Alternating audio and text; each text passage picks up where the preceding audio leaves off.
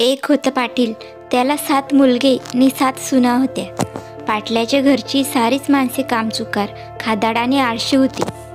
त्यामुळे घर बसल्या खाता खाता घरातली सारी संपत्ती नाहीशी झाली. घरातले सोने नाणे विकून धान्यधुन्य घ्यायची वेळ त्या कुटुंबावर आली. अशा स्थितीत 7व्या मुलाचे लग्न होऊन धाकटी सून घरी आली. मोठ्या घराची मुलगी होती ती. अंगावर खूप दागदागिने होते तिच्या. ही सून फार हुशार आणि कामसू होती. आळस तो तिला माहीतच नव्हता. थोड्याच दिवसात घरातली परिस्थिती तिला माहीत झाली.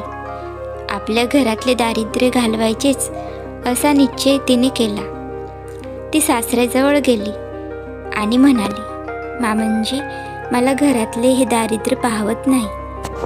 काहीतरी उपाय करून ते नाहीसे होते का पाहूया.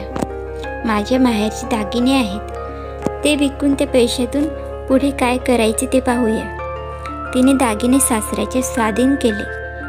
सासऱ्याने त्यातले थोडे विकले व पैसा घरी आणला. त्यानंतर त्यातला थोडा पैसा तिने घेतला. बाजारात गेली. भात, मीठ, मिरची वगैरे नित्योपयोगी जिन्नस आणले. साडी घेऊन ते काढले तर स्वस्तात पडतात आणि तांदूळही भरपूर निघतो म्हणून तिने भातच खरेदी केले होते. घरी आल्यावर ते कांडायला घेतले आणि मोठे जावांना मदतीला बोलावले.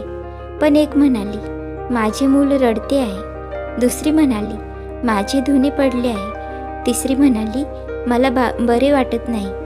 असे सबबी सांगून त्यांच्यापैकी कुणीच कांडायला आले नाहीत. मग सासरा व नवरा यांच्या मदतीने तिने ते साडी धुतल्या. चटया पसरून अंगणात वाळत घातले. भात काढले, कण्या दळल्या, कोंड्याची भाकरी केल्या. साऱ्या कामात त्या 2 पुरुषांनीच तिला मदत केली. बायका झोपून राहिल्या. आता अन्न जास्त दिवस पुरण्याची तरतूद झाली आणि शिवाय काही पैसेही वाचले. पण थोड्याच दिवसात अन्न संपले की ये रे माझे मागले सुरू होणार आणि गाठीचा पैसा मात्र संपून जाणार असे तिने पाहिले. फिरून ती सासऱ्याला म्हणाली, मामंजी, आपण मजूर लावू आणि जंगलात जाऊन झाडे तोडून लाकडे जमा करून ठेवू. हे जळण विकले तर आपल्याला थोडा बहुत फायदा होईल. त्या पैशातून मोलाचे मजूर घेतले आणि एक गलबत घेऊन नदीतून ती सासरा व नवरा जंगलात गेले. भरपूर झाडे तोडून ती लाकडे गलबतात घालून घरी आणली. त्या लाकडांचा ढीग अंगणात पडला. एकदा एक व्यापारी पाटलाच्या घराजवळून जात होता. ही लाकडाची भलीजंगी रास पाहून त्याने चौकशी केली. पाटलाला तो म्हणाला, ही विकता का? सुनेने मानेने नाही म्हणून खून केली. पाटलाची सुनेवर आता फारच मर्जी बसली होती. तिला काय म्हणायचे ते तो समजला. तो म्हणाला, शेठजी, आम्हाला जळण विकायची नाही. पावसाळा जवळ आला आहे. हे सारे सरपण आम्हालाच लागेल. पण व्यापारी अडून बसला. तुम्हाला काय हो, पावसाच्या आधी फिरून ढीगभर सरपण मिळेल, पण आमचे सगळे चढले आहे. लागेल ती किंमत घ्या, पण लाकडे द्या. सूनबाई फणकाऱ्याने म्हणाली, नाही ग बाई, पावसाळ्याची बेगमी कुणी विकले आहे. अखेर व्यापारी काकुळतीला आला. दसपट जास्त भाव द्यायला तयार झाला. तेव्हा ती लाकडे त्याला विकली. 1000 रुपये त्या लाकडाचे आले. अर्ध्या पैशांचे तिने आपल्या जावांकरता दागिने घेतले. मग आणखी धान्यधुन्य आणले. फिरून साडी धुवायला, कांडायला, दळायला सासरा व नवरा यांनीच मदत केली. जावा उठल्या नाहीत. धाकट्या सुनेने सासऱ्याला म्हटले, मामंजी, आता मजूर लावून आपण दगड गोळा करून आणूया. त्यांचाही होईल काही उपयोग. सासऱ्याने हो म्हटले. मजूर लावले. दारात मोठाल्या दगडांची रास पडली. त्या देशातला राजा नवा राजवाडा बांधित होता. पण दगडांची तूट पडल्यामुळे तो अपुरा राहिला होता. दगड मिळवण्याच्या कामगिरीवर त्यांनी आपल्या कारभाऱ्याला पाठवले. कारभाऱ्याने पाटलाच्या दारातला दगडांचा डोंगर पाहिला होता. त्याला हवे होते तसेच सुरेख मोठाले दगड होते. त्याने पाटलाला विचारले. प्रथम आडेवेडे घेऊन खूप मोठ्या किमतीला ते दगड विकले.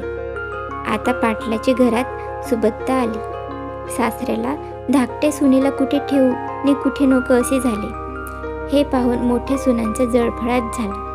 धाकटीचा काटा काढायचा असे त्यांनी ठरवले. मग नाही ते चहाड्या चुकल्या करून त्यांनी सासरा व नवरा व तिचा नवरा यांचे कान भरायला सुरुवात केली. लवकरच ते दोघे बिथरले. धाकट्या सुनेची हजामत करून तिला गाढवावर बसून त्यांनी गावाबाहेर हाकलून दिली.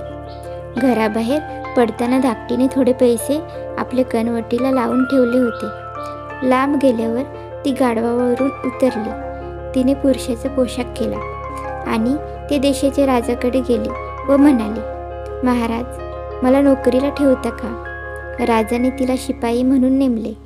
त्या देशात एक भुजंग रोज रात्री मांसे, गाई गुरे जे काही समोर येईल ते खाऊन जात असे.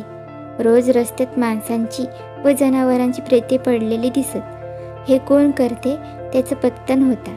राजाने जो कोणी या हत्यारी प्राण्याचा पत्ता लावेल त्याला अर्धे राज्य व मुलगी देईन अशी दवंडी पिटवली होती. या नव्या शिपायाने तो भुजंग मारला व त्याचे डोके खून म्हणून जवळ ठेवले.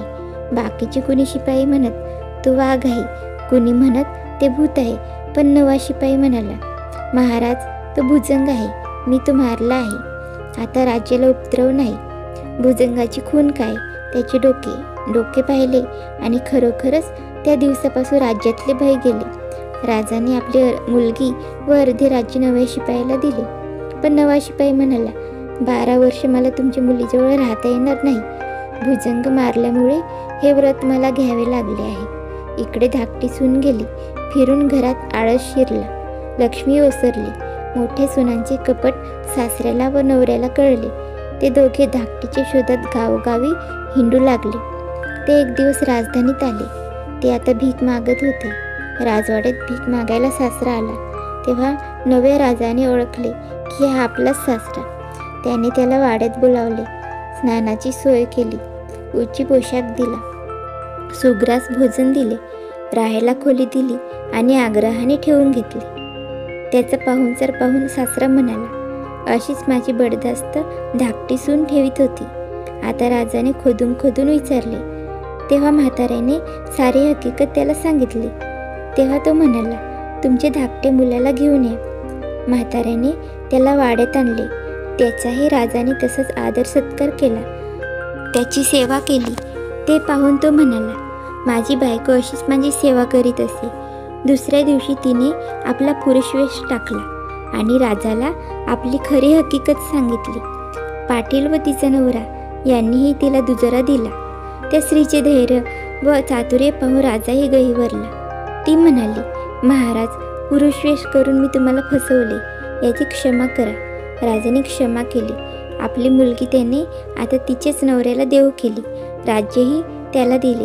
धाकट्या सुनेने राजकन्येला सवत मानली नाही, बहीण मानली.